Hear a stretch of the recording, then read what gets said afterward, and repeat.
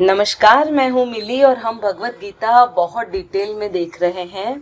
हमने अब तक पहला और दूसरा अध्याय आसानी से पढ़ लिया था। यदि आपने नहीं सुने हैं मेरे वीडियोस तो मेरे वीडियोस की प्लेलिस्ट में आपको अवश्य मिल जाएंगे। और वीडियो शुरू करने से पहले यदि आप सही में भगवत गीता को आगे बढ़ाना चाहते हैं, हर एक व्यक्ति तक पहुंचाना चाहते हैं, आज के परिप्रेक्ष्य में सीखना चाहते हैं, तो मेरी इस चैनल को सब्सक्राइब कीजिए, लोगों तक बात कीजिए, पहुंचाइए, आप भी पढ़िए और लोगों को भी पढ़ाइए। चलिए, आज हम देख रहे हैं अध्याय 3 का श्लोक नंबर 35। इस श्लोक में भगवान क्या कह रहे हैं, सबसे पहले ये देखते हैं। श्लोक है, अच्छी प्रकार आचरण में लाए हुए दूसरे के धर्म से गुण रहित भी अपना धर्म अति उत्तम है। अपने धर्म में तो मरना भी कल्याणकारक है और दूसरे का धर्म भय को देने वाला है। ये क्या कहा? आगे जाके तो ईश्वर ये कहेंगे कि धर्म भी छोड़ दे, बस तू मेरा हो जा, मेरी बात मान ले। पर अभी ईश्वर ये कह रहे हैं कि किसी और का धर्म चाहे कितना भी अच्छा क्यों न हो, फिर भी उसे फॉलो नहीं करना चाहिए। अब यहाँ पर ईश्वर कौन से धर्म के बारे में बात कर रहे हैं, जरा उसे डिटेल में समझते हैं। बहुत पहले एंशिएंट टाइम में ऋषि मुनि बच्चों के सिर को पकड़कर उस बच्चे की किसमें अच्छी क्वालिटीज है, कोई चित्रकार अच्छा है या अच्छा म्यूजिशियन है या अच्छा गणितज्ञ है, ज्योतिषज्ञ है, क्या है वो बच्चा, या अच्छा क्षत्रिय है, ब्राह्मण है, अच्छा सेवक है, सेनापति है, वो क्या है, उसके सिर को छूकर पता लगा लेते थे। बहुत पहले एंशिएंट टाइम की मैं बात कर रही हूँ। आज के समय में ऐसे कोई मापदंड नहीं है। यदि आप आपके आसपास भी देखेंगे ना, इवन खुद को भी देखेंगे, तो भी ऐसा ही लगेगा कि यहाँ पर हम सब सिर्फ एक अंधी दौड़ में लगे हुए हैं। क्योंकि आजकल हमने ये देखा है कि जिसके पास अधिक धन होता है वही सक्सेसफुल होता है। हमने हर एक सक्सेस को सिर्फ धन से जोड़ लिया है। यदि आप ऐसा करेंगे तो आप अंदरूनी तौर पे अपने आप को अकेला महसूस करेंगे, अशांत महसूस करेंगे। इसी वजह से बाहरी दुनिया में जहाँ पर ब्लड प्रेशर, डायबिटीज और कई तरह की अलग अलग बीमारियां देखी जा रही है। बीमारियां ओरिजिनली क्या होती है? बीमारियां वही है कि आपकी बॉडी में कहीं कुछ क्लॉट हो गया है, गांठ पड़ गई है। अब वह गांठ कुछ अलग तरह से बाहर आती है।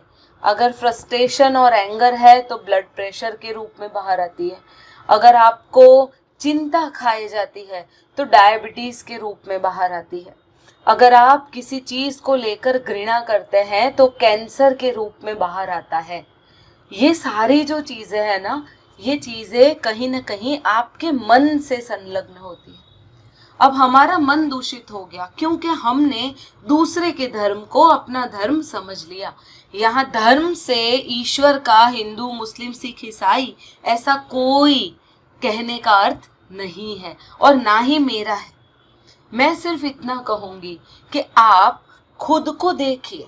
यदि आप अच्छे शिक्षक बन सकते हैं तो आप केवल लोगों को शिक्षित करना शुरू करें। घर पे बैठ के करते हैं, किसी स्कूल में जाके करते हैं, कॉलेज में जाके, यूनिवर्सिटी में जाके, कहीं पे भी।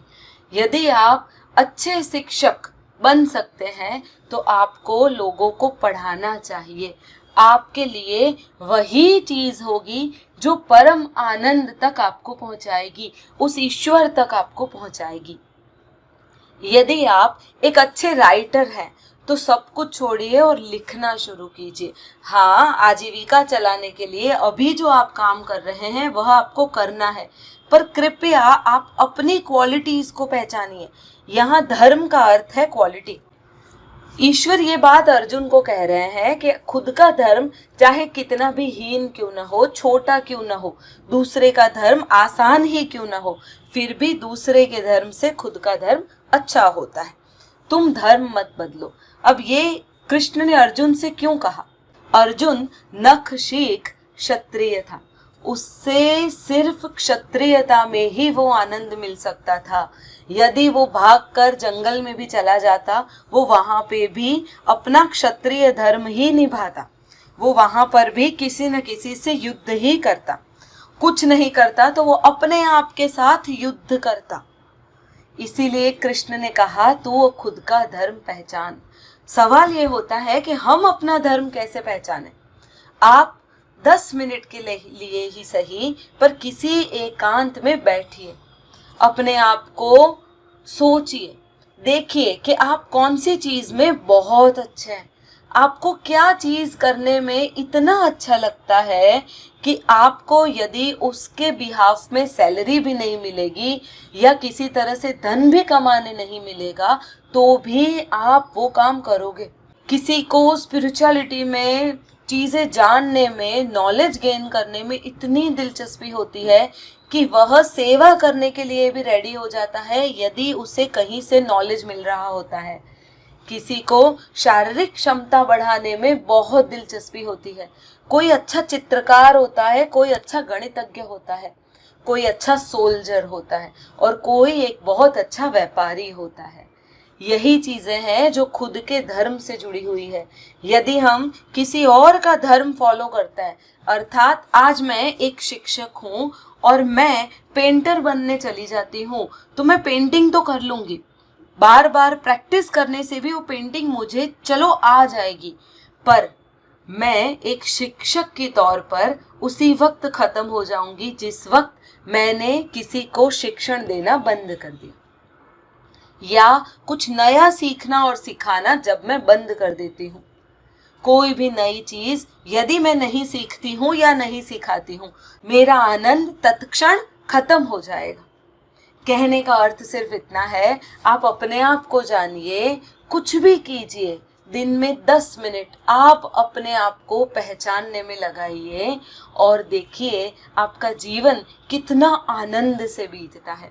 आप अपने आप को जानने के बाद अपना जो भी है क्वालिटी, उस पर थोड़ा टाइम दीजिए, उस चीज को समझिए और फिर उसके ऊपर काम कीजिए।